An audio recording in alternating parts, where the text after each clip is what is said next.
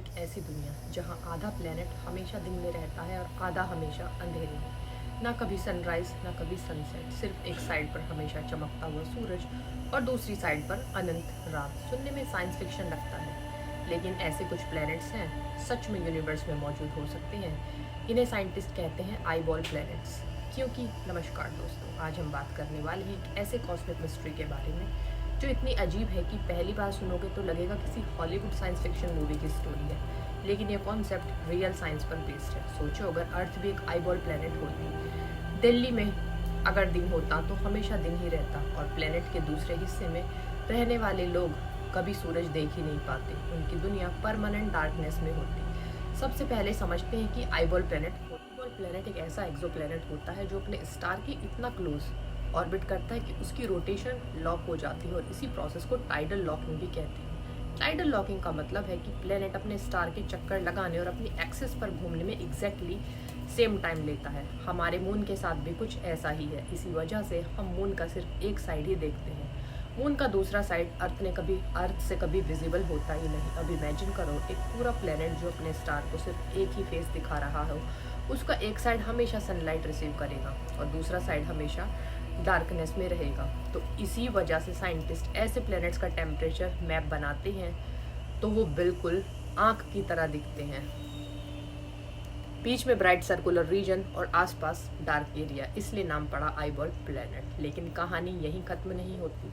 अब सबसे interesting question, क्यों ऐसे प्लैनेट्स पर लाइफ एग्जिस्ट कर सकती है? पहली नज़र में आंसर लगता है बिल्कुल नहीं, क्योंकि जो साइड स्टार की तरफ है वहाँ temperature hundreds of degree Celsius तक पहुँच सकता है।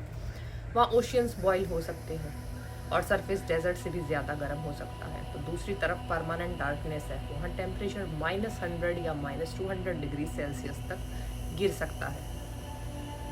यानी एक साइड इन्फर्नो और दूसरी साइड आइस वर्ल्ड। लेकिन साइंटिस्ट ने एक सरप्राइजिंगली पॉसिबिलिटी डिस्कवर की। दोनों एक्सट्रीम जोन्स के बीच एक नैरो रीजन हो सकता है जिसे टर्मिनेटर जोन कहते हैं। ये वही एरिया है जहाँ दिन और रात मिलते हैं, ना बहुत ज़्यादा गर्मी ना बहुत ज़्यादा ठंड, बस एक परफेक्ट बैलेंस। और हो सकता है कि इसी जोन में लिक्विड वाटर एग्जिस्ट कर सके, और जहाँ लिक्विड वाटर हो वहाँ लाइफ की पॉसिबिलिटी भी होती है। सोचो एक ऐसी सिविलाइजेशन जो पूरे प्लेनेट पर नहीं, सिर्फ एक रिंग शेप्ड रीजन में रहती हो। एक तरफ देखो तो हमेशा ब्लेजिंग सन और दूसरी तरफ देखो तो एंडलेस डार्कनेस और स्टार्स। कितना अमेजिंग व्यू होगा। अब सवाल आता है कि क्या हमने कोई आईबॉल प्लेनेट डिस्कवर किया है? साइंटिस्ट ने कई पोटेंशियल कैंडिडेट्स आइडेंटिफाई किए हैं। सबसे फेमस एग्जांपल में से एक फेमस है प्रॉक्सिमा सेंचुरी बी।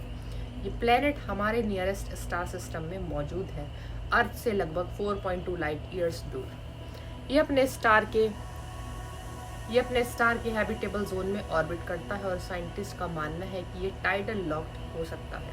अगर ऐसा है तो ये एक पॉसिबल आईबॉल प्लेनेट हो सकता है। इसी तरह ट्रैपिस्ट-1 सिस्टम के कई प्लैनेट्स भी टाइडल लॉकिंग के कैंडिडेट्स हैं। ट्रैपिस्ट-1 एक छोटा रेड ड्वार्फ स्टार है जिसके अराउंड मल्टीपल अर्थ साइज वर्ल्ड्स ऑर्बिट करते हैं, और इनमें से कुछ प्लैनेट्स पर कंडीशंस आईबॉल प्लैनेट जैसी हो सकती हैं।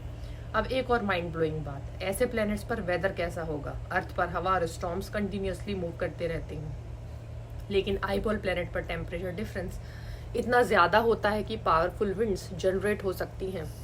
हॉट साइड से कोल्ड साइड तक हवा हज़ारों किलोमीटर्स तक पर आवर की स्पीड से ट्रैवल कर सकती है। परमानेंट हरिकेन्स, मैसिव स्टॉर्म्स और एटमॉस्फेयर के अंदर जॉइंट सर्कुलेशन सिस्टम्स, यानी वेदर भी अर्थ जैसा बिल्कुल नहीं होगा। अब इमेजिन करो वहाँ का स्काई।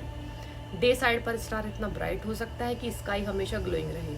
नाइट साइड पर मिलियंस और बिलियंस स्टार्स क्रिस्टल क्लियर नज़र आ सकते हैं, कोई सनलाइट इंटरफेयर नहीं करेगी, और वहाँ इंटेलिजेंट लाइफ होगी। तो उनका एस्ट्रोनॉमी का नॉलेज शायद हमसे भी ज़्यादा एडवांस्ड हो, क्योंकि उनके पास परमानेंट नाइट स्काई ऑब्जर्व करने का मौका होगा।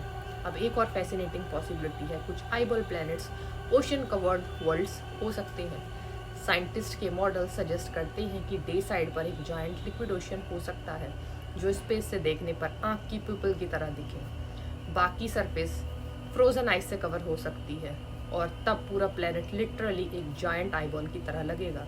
ये इमेज सबसे ज़्यादा पॉपुलर है एस्ट्रोनॉमी कम्युनिटी में।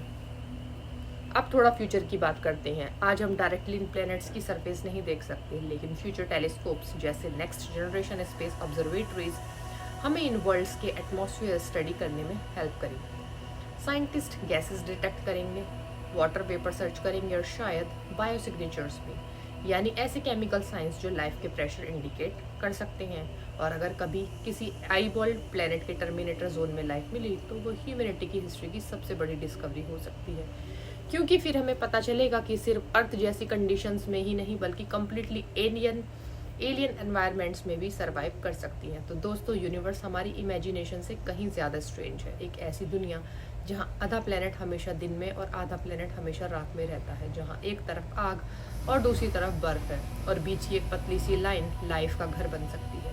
यह है आईबॉल्ड प्लेनेट की इनक्रेडिबल कहानी। अगर आपको ये कॉस्मिक मिस्ट्री पसंद आई हो तो वीडियो को लाइक करना मत भूलना, चैनल को सब्सक्राइब करो और बेल आइकन ज़रूर प्रेस करना, क्योंकि हम यूनिवर्स के ऐसे ही अमेजिंग सीक्रेट्स लेकर आते रहेंगे। मैं मिलूंगी आपसे नेक्स्ट वीडियो में। तब तक के लिए keep looking up at the stars, क्योंकि यूनिवर्स में अभी भी अनेक रहस्य छुपे हुए हैं।